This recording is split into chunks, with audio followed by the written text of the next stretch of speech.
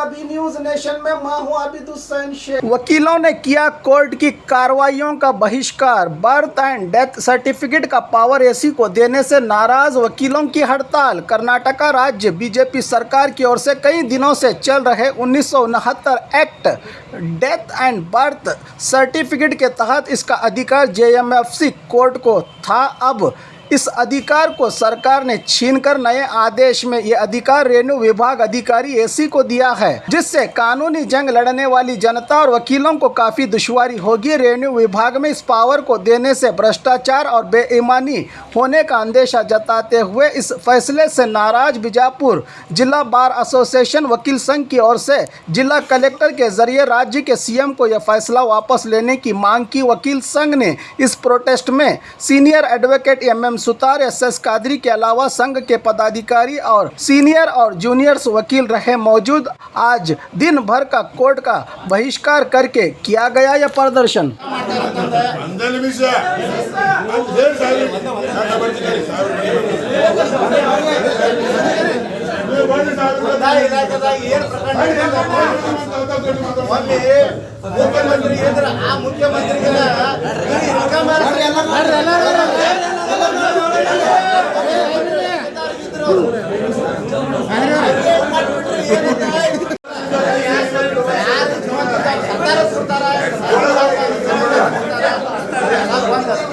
ಕಾಯ್ದೆ ರೀತಿ ಒಳಗೆ ಜನರ ಮರಣ ಕೊಡಬೇಕಾದ್ರೆ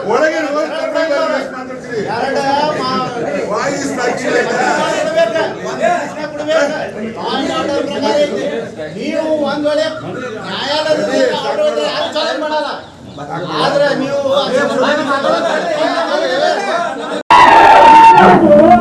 ನ್ಯಾಯಾಂಗ ವ್ಯವಸ್ಥೆಯಲ್ಲಿ ಕಂದಾಯ ಇಲಾಖೆಯ ಹಸ್ತಕ್ಷೇಪ ರಾಜ್ಯ ಸರ್ಕಾರ ಮಾಡಿಸ್ತಾ ಇದೆ ಅಂತ ಹೇಳಿ ರಾಜ್ಯ ಸರ್ಕಾರಕ್ಕೆ ಎಚ್ಚರಿಕೆ ಗಟ್ಟಿ ಕೊಡ್ಲಿಕ್ಕೆ ಬಂದಿದ್ದೇವೆ.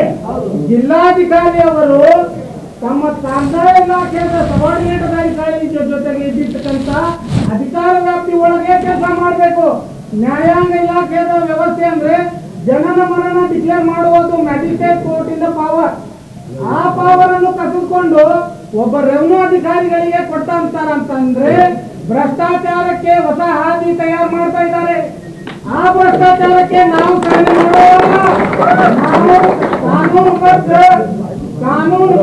ಕಾನೂನಾತ್ಮಕ ಹೋರಾಟ ಮಾಡಿ ಜಿಲ್ಲಾಧಿಕಾರಿಗೆ ಮನವಿ ಮಾಡಿದ್ದೇವೆ.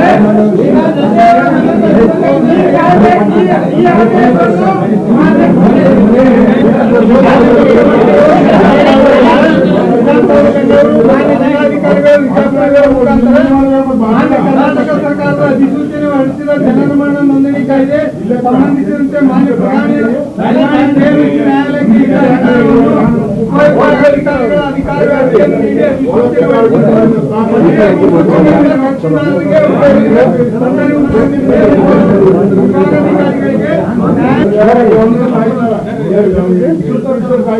ಅವ್ರು ಹೋಗಿ ಇಷ್ಟು ಮುಂದೆ ನಿಲ್ಲಬೇಕಾ?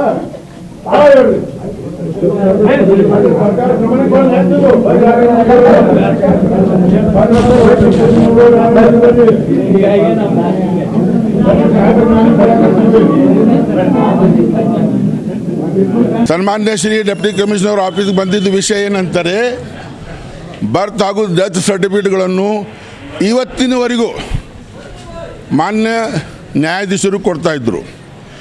ಈಗ ಆಲ್ ಆಫ್ ಎ ಸಡನ್ ಈಗ ನಮ್ಮ ಒಬ್ಬರು ಗೆಳೆಯರು ಹೇಳಿದಾಗೆ in order to encourage the corruption in the revenue department, this policy is being adopted.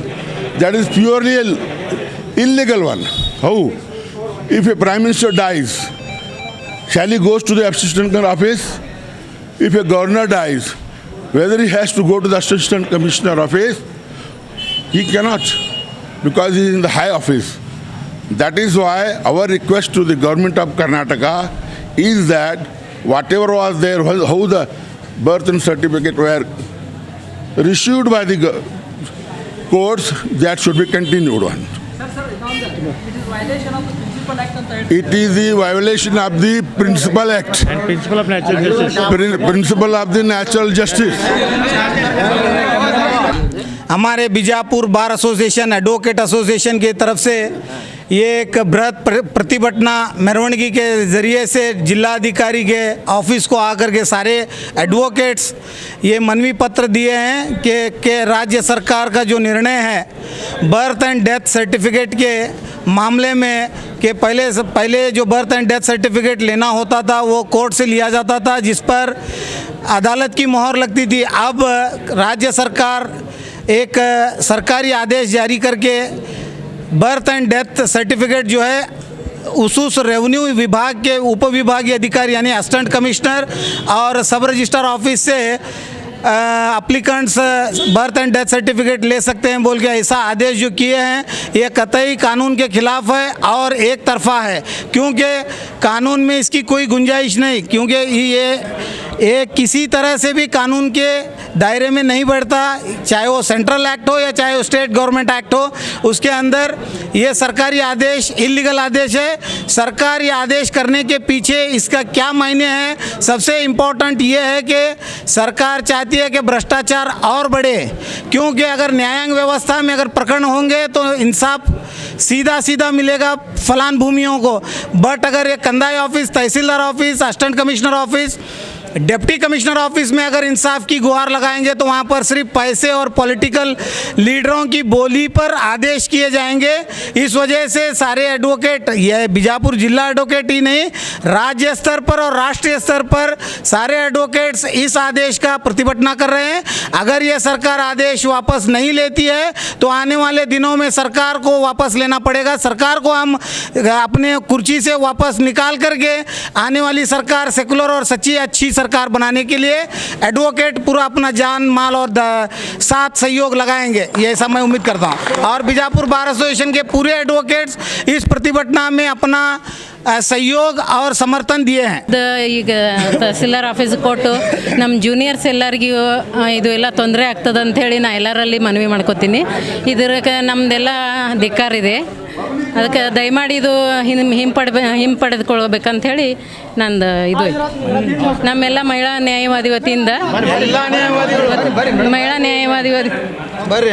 ನಮ್ಮೆಲ್ಲ ಮಹಿಳಾ ನ್ಯಾಯವಾದಿ ವತಿಯಿಂದ ಇದಕ್ಕೆಲ್ಲ ನಮ್ಮ ಸಮ್ಮತಿ ಇಲ್ಲ ಅಂತ ಹೇಳಿ ನಾ ಇದರಿಂದ ಈ ಮಾಧ್ಯಮದ ಮುಖಾಂತರ ಕೇಳ್ಕೊತೀನಿ। और खबरों के लिए देखते रहिए बी न्यूज़ नेशन।